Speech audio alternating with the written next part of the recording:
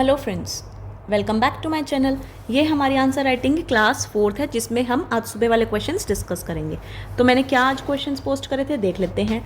सबसे पहले मैंने लिखा था डिफाइन कॉन्ट्रैक्ट। देखो अब जैसे ही आ गया कॉन्ट्रैक्ट को डिफाइन करना, सबसे पहले तो हमने एज पर सेक्शन लिखा।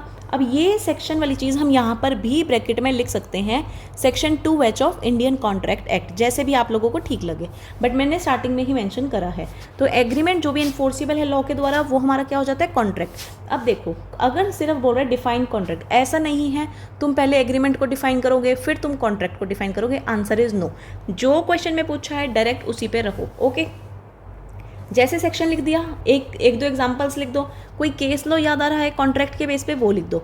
ये टेबल भी बना सकते हो जिसमें क्या बताया कि प्रपोजल प्लस एक्सेप्टेंस प्रॉमिस होता है। प्रॉमिस में जब कंसिडरेशन जुड़ जाए हमारा एग्रीमेंट बनाता है। एग्रीमेंट जैसे एनफोर्सिबल हो जाता है लॉ के द्वारा, वो हमारा चेंज हो जाता है कॉन्ट्रैक्ट में, वो हमारा कॉन्ट्रैक्ट बन जाता है।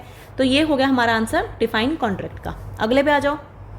Explain provision related to uncertain agreement. देखो यहाँ सिर्फ बोला है प्रोविजन को बताओ, कौन से अनसर्टेन एग्रीमेंट के। जैसे अनसर्टेन वर्ड आया हमारे दिमाग में आ जाना चाहिए सेक्शन 29।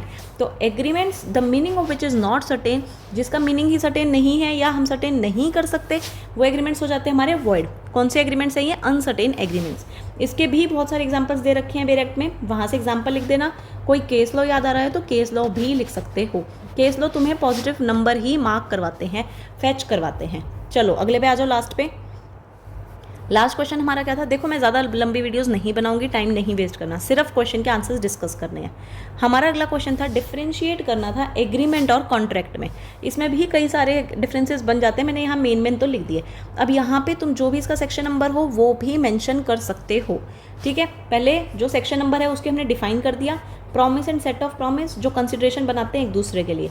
बट यहाँ डेफिनेशन क्या है, एग्रीमेंट जो लॉ के द्वारा इन्फोर्सिएबल है। अब हमें पता है सारे एग्रीमेंट्स कॉन्ट्रैक्ट नहीं होते, पर कॉन्ट्रैक्ट्स एग्रीमेंट होते हैं। कैसे, देखो इसी में देख लेते हैं। जब कॉन्ट्रैक्ट बना ऑलरेडी वो तो एग्रीमेंट था ही, तो सारे कॉन्ट्रैक्ट्स एग्रीमेंट तो होते ही हैं। ओके, अगले पे आ जाओ। फॉर ब्रीच ऑफ एग्रीमेंट, अगर एग्रीमेंट का ब्रीच हुआ, तोड़ा गया, तो कोई रेमेडी नहीं है, बट यहाँ पे तुम क्लेम कर सकते हो। एग्रीमेंट में कोई लीगल ऑब्लिगेशन क्रिएट नहीं होता, क्यों?